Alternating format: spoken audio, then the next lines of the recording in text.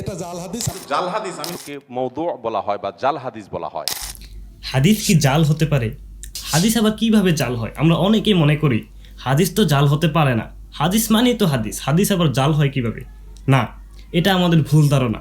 হ্যাঁ, হাদিস জাল হতে পারে। তার আগে জেনে নেই জাল হাদিস আসলে কাকে বলে। ঘুরিয়ে ফিরিয়ে না বলে সোজা সাপটায় বললে এভাবে বলতে হয়, একজন একটা কথা রচনা করে অথবা একটা কথা বলে নবী সাল্লাল্লাহু আলাইহি ওয়াসাল্লামের নামে চালিয়ে দেওয়ার চেষ্টা করা, সে দাবি করা যে এটা নবী সাল্লাল্লাহু আলাইহি ওয়াসাল্লাম বলেছেন, অথচ আদৌ নবী সাল্লাল্লাহু আলাইহি ওয়াসাল্লাম সেটা বলেননি, সেটাই হলো জাল হাদিস। আকরাম সাল্লাল্লাহু আলাইহি সাল্লামের নামে যদি কোনো হাদিস বানোয়াট ভাবে কেউ বলে, যার কোনো ভিত্তি নবী সাল্লাল্লাহু আলাইহি সাল্লাম থেকে পাওয়া যায় না, বা এমন কোনো ব্যক্তি হাদিস বর্ণনা করলো যে ব্যক্তি মিথ্যাবাদী হিসাবে ধরা খেয়েছে, প্রমাণিত মিথ্যাবাদী, এরকম কোনো ব্যক্তি কোনো হাদিস বর্ণনা করলে এবং সেই হাদিসের কোনো অথেন্টিকেশন না থাকলে মুহাদ্দিসগণ রেকমেন্ডেশন করে দেন যে হাদিসটি জাল। আশা করি বুঝতে পেরেছি।